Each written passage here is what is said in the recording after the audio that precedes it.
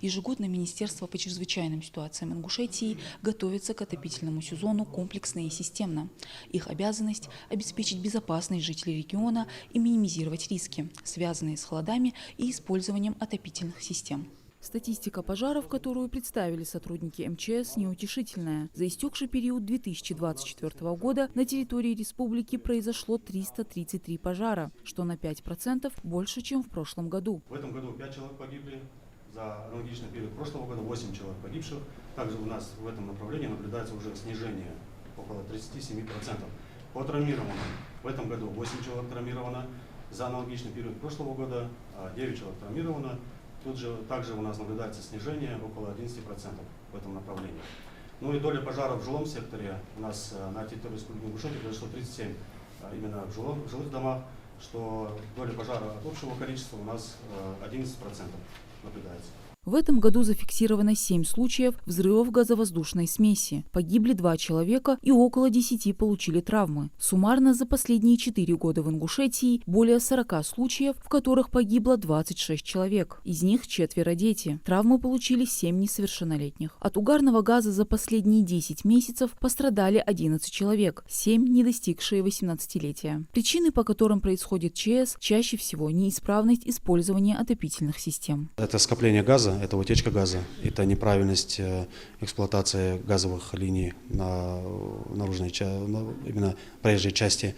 Это бесхозные газопроводные линии, которые, опять же, проложены на сегодняшний день у нас в республике, их немало, газопроводные линии бесхозные.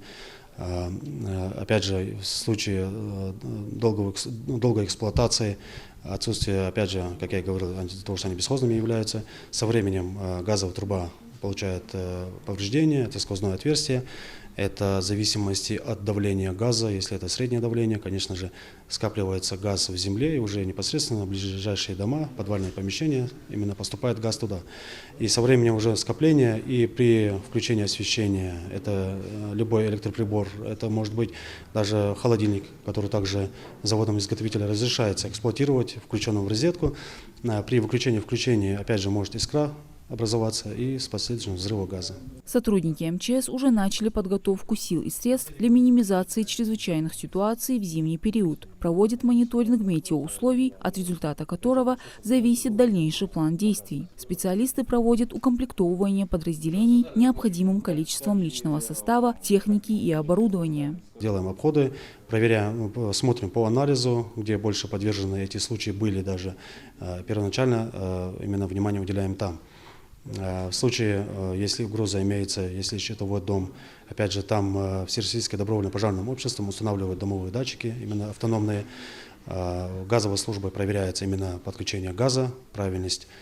Если котел установлен, это автоматику, запорные арматуры на утечку проверяют именно мыльным раствором. Специалисты Министерства по чрезвычайным ситуациям сотрудничают с другими ведомствами, региональными властями, коммунальными службами, энергетиками и другими ведомствами для координации действий и совместного решения проблем в отопительный сезон. Специалисты МЧС всегда в полной готовности для оперативного реагирования на любые чрезвычайные ситуации. В случае необходимости они окажут всяческую помощь населению, пострадавшему от пожаров, аварий на тепловых сетях, переохлаждения и других ситуаций. Мадина Цора, Муслим Арчаков, Магаз 24.